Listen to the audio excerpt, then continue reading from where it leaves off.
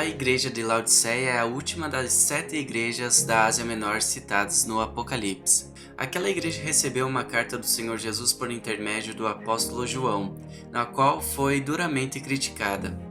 Por causa da carta à igreja de Laodiceia, aquela igreja ficou muito conhecida entre os cristãos como uma igreja morna e apática, sinônimo de descompromisso com o Senhor e de indiferença espiritual. Inclusive, frequentemente essa igreja é apresentada como o direto oposto da igreja de Filadélfia. A igreja de Laodiceia, assim como as outras igrejas da Ásia Menor, provavelmente foi fundada durante o ministério do apóstolo Paulo naquela região. A cidade de Laodiceia era conhecida por sua riqueza e poder econômico. Por ficar no meio de 3 grandes rotas comerciais, a cidade se tornou um centro financeiro local. Na cidade havia também uma importante escola de medicina que ficou conhecida por desenvolver um remédio para a visão. Na cidade havia prédios importantes e muitos dos seus cidadãos eram consideravelmente ricos. Laodiceia ainda era conhecida por produzir uma lã especial importante para a confecção de tecidos. Tal como as demais cartas registradas no livro de Apocalipse, a carta à igreja de Laodiceia foi dirigida ao líder daquela igreja. Na introdução da carta, o Senhor Jesus se apresentou como o Amém, a testemunha fiel e verdadeira, o princípio da criação de Deus. Na sequência, o Senhor Jesus disse que conhecia as obras da igreja de Laodiceia.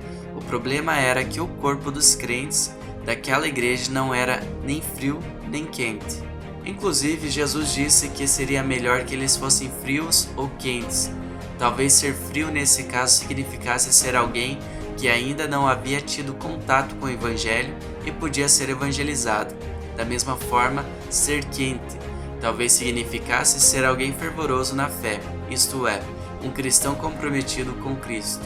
Por outro lado, como argumentam alguns comentaristas, podia ser que ser frio, nas palavras de Jesus, significasse ser uma igreja semelhante àquele tipo de água refrescante adequada para saciar a sede de alguém.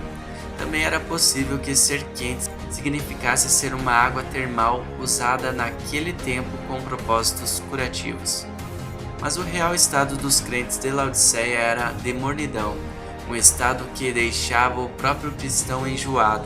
Isso é muito interessante porque o Senhor Jesus Cristo não disse que estava irado com a igreja de Laodiceia e pronto para destruí-la.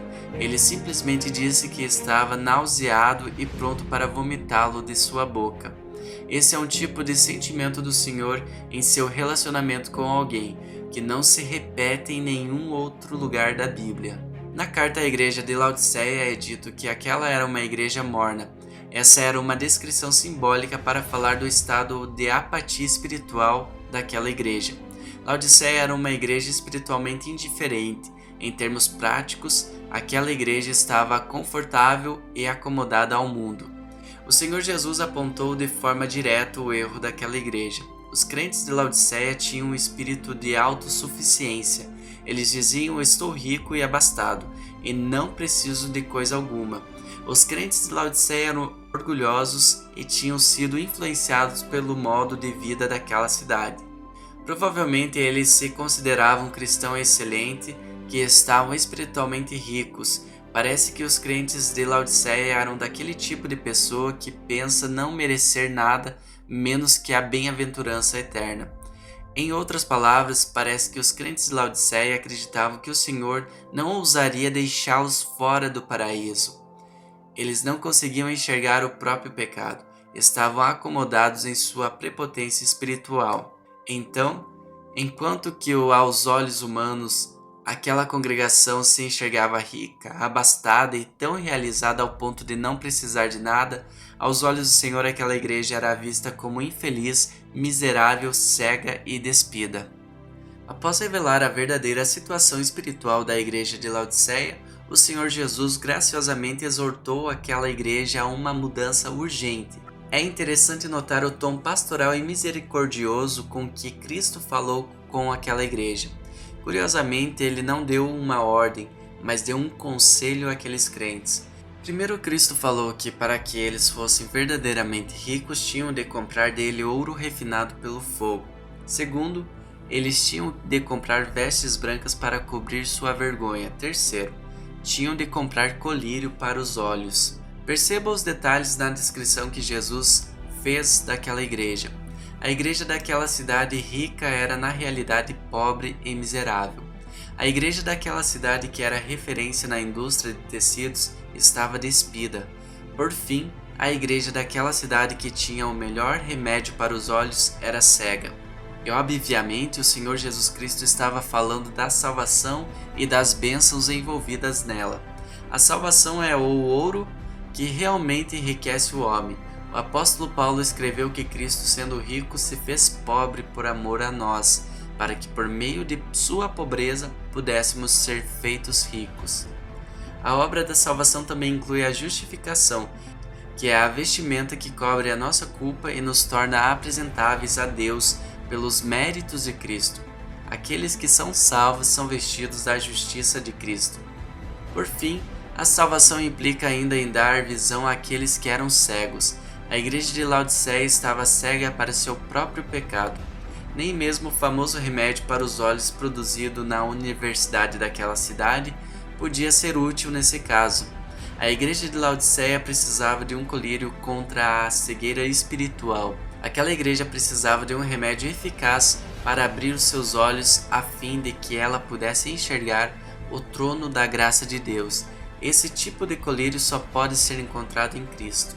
Há algo extraordinário na forma como o Senhor Jesus chamou aqueles crentes a comprarem dele todas as coisas que precisavam. Se tudo isso realmente tinha a ver com a salvação, num primeiro momento parece até estranho que Cristo estivesse aconselhando alguém a comprar a salvação. Mas uma leitura um pouco mais atenta do texto bíblico revela o caráter desse conselho. A igreja de Laodiceia pensava ser rica, mas na realidade era miserável e pobre. Então, como alguém, sendo pobre e miserável, seria capaz de comprar ouro, vestes novas e remédio? A verdade é que, por mais que alguém seja rico e abastado, ninguém é capaz de comprar as bênçãos da salvação. Por isso, Deus convida os homens a comprar dele sem dinheiro, sem custo. O nome disso é graça.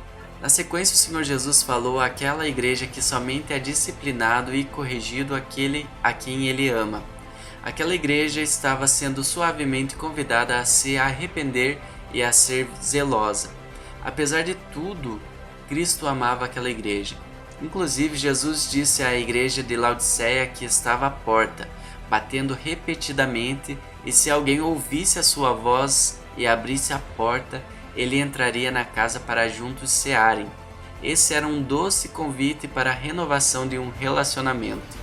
A igreja de Laodiceia recebeu a carta mais severa da parte de Cristo. Diferentemente das outras igrejas, em Laodiceia não havia nada elogiável. Porém, o Senhor Jesus Cristo buscava restaurar aquela igreja e tinha um plano maravilhoso para ela. Tal como nas cartas direcionadas às outras igrejas, Cristo terminou a carta à igreja de Laodiceia com uma promessa. Aos vencedores, ele prometeu uma eternidade de comunhão com Deus. Assim como Cristo participa do trono do Pai, ele prometeu que os vencedores participarão do seu trono. Aquele que ouve a voz de Cristo e o recebe em sua casa, também será recebido por ele na glória eterna.